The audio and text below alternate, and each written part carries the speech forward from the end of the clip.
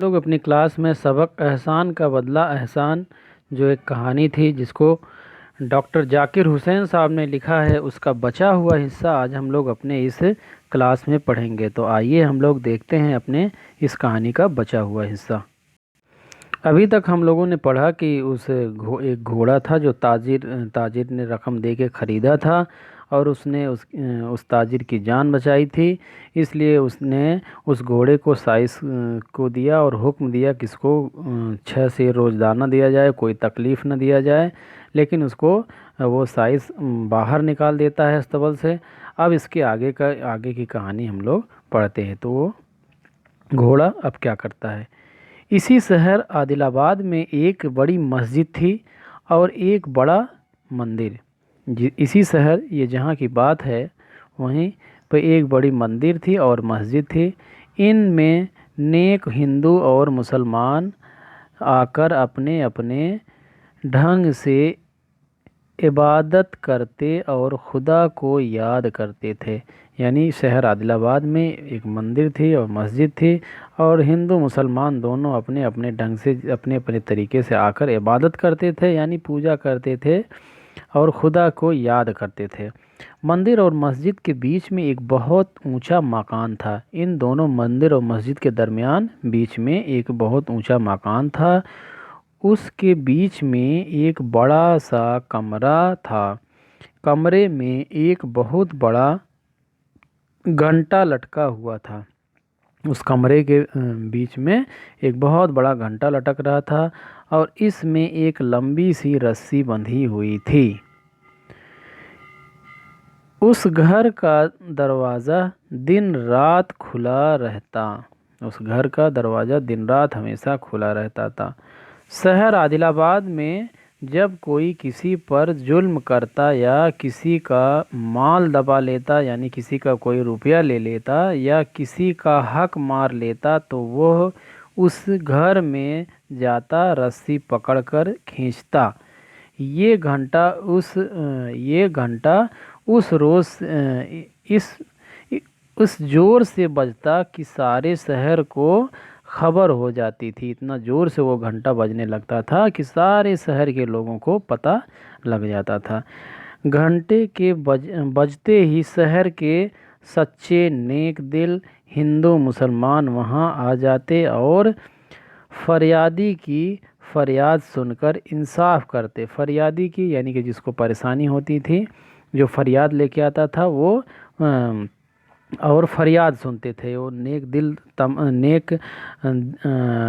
दिल और हिंदू मुसलमान तमाम सारे लोग वहाँ जमा हो जाते थे और फरियादी की यानी जो घंटा बजाता था उसकी फरियाद को सुन करके और फिर उसका इंसाफ करते थे, यानी कि इंसाफ करते थे यानी न्याय करते थे, उसको न्याय दिलाते थे। इत्तेफाक की बात की अंधा घोड़ा भी सुबह होते होते उस घर के दरवाजे पर जा पहुंचा। हम लोग पढ़ ही रहे थे कि घोड़े को साइस ने बाहर निकाल दिया था। तो घोड़ा जो है घूमते टहलते वहीं दरवाजे पर जा पहुंचा, उसी घर के ऊंचे दरवाजे पर। कुछ रोक टोक तो था नहीं। घोड़ा सीधा घर में घुस गया। बीच में रस्सी थी। ये गरीब मारे भूख के हर चीज़ पर मुंह चलाता था, क्योंकि बेचारे को रात में खाना भी नहीं मिला था और अभी तक वो बहुत भूखा था। तो जो भी चीज़ें उसके आसपास आहट से, चूँकि दिखाई तो देता नहीं था, जो भी चीज़ें मिलती थी उस पर मुँह फेरता था, मुँह डालता था कि खाने की चीज़ हो तो उसे वो खा ले। रस्सी जो उसके बदन से लगी तो वह उसी को चबाने लगा। जैसे ही रस्सी उसके बदन से लगी, उसके शरीर से लगी, तो उसने सोचा कुछ खाने पीने की चीज़ है, उसने उसको चबाने लगा। रस्सी जो जरा खींची तो घंटा बजा। जैसे ही रस्सी खींचने लगी तो घंटा अपने आप बजने लगा। मुसलमान मस्जिद में नमाज के लिए जमा थे। नमाज के लिए जमा थे यानी वो तमाम सारे मुसलमान वहाँ अपनी दुआ कर रहे थे, इबादत कर रहे थे, मस्जिद में पूजा कर रहे थे। पुजारी मंदिर में पूजा कर रहे थे और जो पुजारी लोग थे, हिंदू लोग थे, वो अपने मंदिर में पूजा कर रहे थे। घंटा जो बजा तो सब चौंक पड़े और अपनी अपनी इबादत ख़त्म करके, अपनी सब हिंदू और मुसलमान दोनों लोग अपनी इबादत ख़त्म करके उस घर में उन उस घर में उनकर आकर जमा हो गए। उस घर में आकर सारे लोग जमा हो गए। शहर के बीच भी शहर के पंच लोग जो जो इंसाफ करते हैं, शहर के पंच भी आ गए और पंचों ने पूछा ये अंधा घोड़ा किसका है। वहाँ जो सारे पंच भी आ गए तो उन लोगों ने पूछा कि भाई अंधा घोड़ा किसका है। लोगों ने बताया ये फला ताजिर का है। उस ताजिर का नाम लिया लोगों ने, तो बताया कि फला ताजिर का यह घोड़ा है। इस घोड़े ने ताजिर की जान बचाई थी। इस घोड़े ने ताजिर की जान बचाई थी। लोगों ने, जिसको जो पता था सब लोगों ने बताया।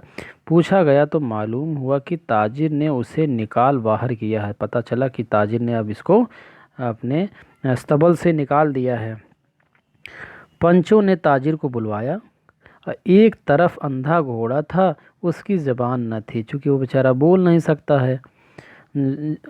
उसकी ज़बान न थी जो शिकायत करता। दूसरी तरफ ताजिर खड़ा था। शर्म के मारे उसकी आंख झुकी हुई थी, क्योंकि उसने, ताजिर ने गलत किया था ना, उसने उसकी जान बचाई थी लेकिन उसको अपने अस्तबल से निकाल दिया था। पंचों ने कहा तुमने अच्छा नहीं किया। तमाम वहाँ सारे जो पंच थे उन लोगों ने कहा कि तुमने ये अच्छा काम नहीं किया है। इस घोड़े ने तुम्हारी जान बचाई और तुमने इसके साथ क्या किया। तुम आदमी हो, ये जानवर है। आदमी से अच्छा तो जानवर ही है। हमारे शहर में ऐसा नहीं होता। हर एक को उसका हक मिलता है और एहसान का बदला एहसान समझा जाता है। पंचों ने ये फैसला सुनाया कि तुम तो आदमी हो और ये जानवर है बेचारा। अच्छा तो जानवर ही है। आदमी से अच्छा तो यहाँ पे जानवर ही है।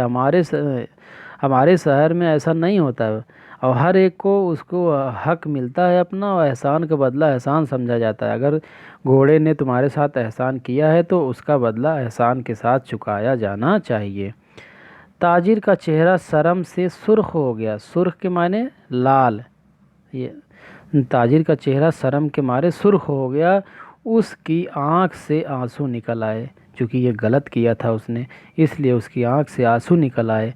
बढ़कर उसने घोड़े की गर्दन में हाथ डाल दिया और उसका मुंह चूमा और कहा मेरा कसूर माफ़ करें।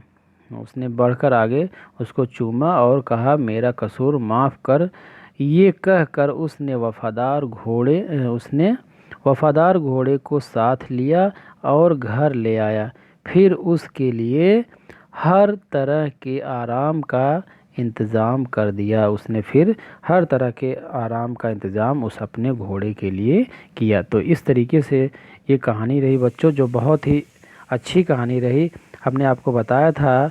और इस कहानी को लिखने वाले डॉक्टर जाकिर हुसैन साहब हैं। ये हमारे मुल्क हिंदुस्तान के नायब सदर और सदर जमहूरिया भी रहे हैं और बिहार सूबे के ये गवर्नर भी रहे हैं। तो इस तरीके से ये बहुत ही बेहतरीन कहानी थी। तो अब हम लोग मिलते हैं अपनी अगली क्लास में नए सबक के साथ।